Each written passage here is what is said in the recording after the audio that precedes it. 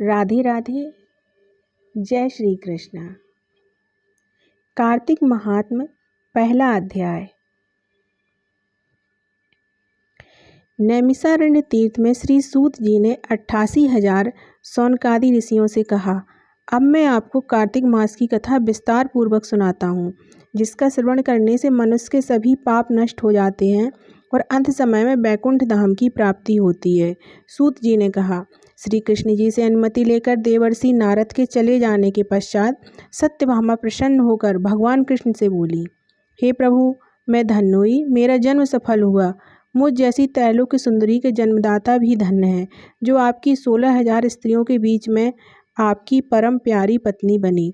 मैंने आपके साथ नारद जी को वह कल्प वृक्ष आदि पुरुष विधि पूर्वक दान में दिया, परंतु वही कल्प वृक्ष मेरे घर लहराया करता है। यह बात मृत्यु लोक में किसी स्त्री को ज्ञात नहीं है। हे त्रिलोकीनाथ, मैं आपसे कुछ पूछने की इच्छुक हूँ। आप मुझे कृपया कार्तिक महात्म्य की कथा विस्तार पूर्वक सुनाइए, जिसको सुनकर मेरा हित हो और जिसके करने से कल्प पर्यंत भी आप मुझसे विमुख ना हो। सूत जी आगे बोले।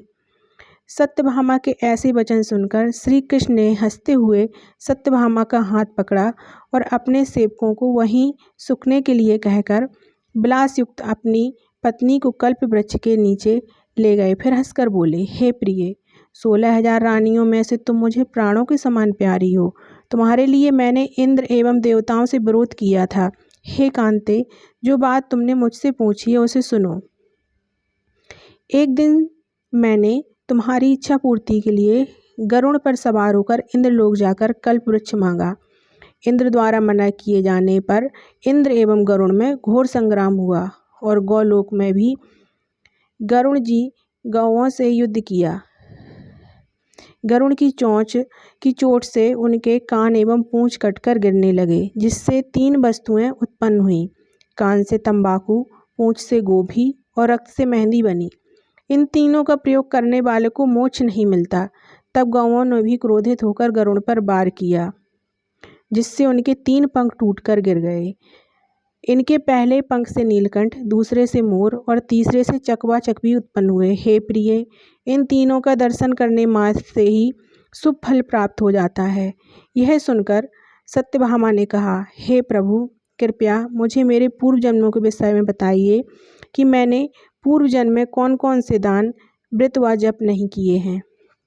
मेरा स्वभाव कैसा था, मेरे जन्मदाता कौन थे और मुझे मृत्यु लोक में जन्म क्यों लेना पड़ा। मैंने ऐसा कौन सा पुण्य कर्म किया था जिससे मैं आपकी अर्धांगिनी हुई। श्री कृष्ण ने कहा, हे प्रिय, अब मैं तुम्हारे द्वारा पूर्व जन्म में किए गए पुण्य कर्मों को विस्तार पूर्वक कहता हूँ, उसे सुनो। पूर्व समय में सतयुग के अंत में मायापुरी में अत्रि गोत्र में वेद वेदांत का ज्ञाता देवशर्मा नामक एक ब्राह्मण निवास करता था। वह प्रतिदिन अतिथियों की सेवा, हवन और सूर्य भगवान का पूजन किया करता था। वह सूर्य के समान तेजस्वी था। वृद्धावस्था में उसे गुणवती नामक कन्या की प्राप्ति हुई। उस पुत्रहीन ब्राह्मण ने अपनी कन्या का विवाह अपने ही चंद्र नामक शिष्य के साथ कर दिया। वह चंद्र को अपने पुत्र के समान मानता था और चंद्र भी उसे अपने पिता की भांति सम्मान देता था। एक दिन वे दोनों कुशवासमिधा लेने के लिए जंगल में गए।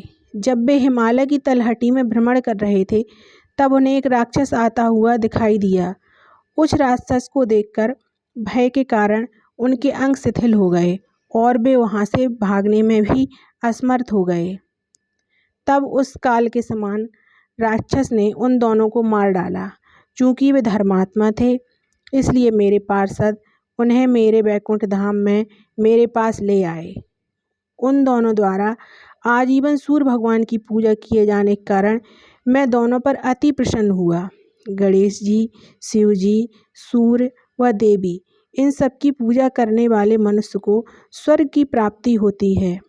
मैं एक होता हुआ भी काल और कर्मों के भेद से 5 प्रकार का होता हूँ, जैसे एक देवदत्त, पिता, भ्राता आदि नामों से पुकारा जाता है।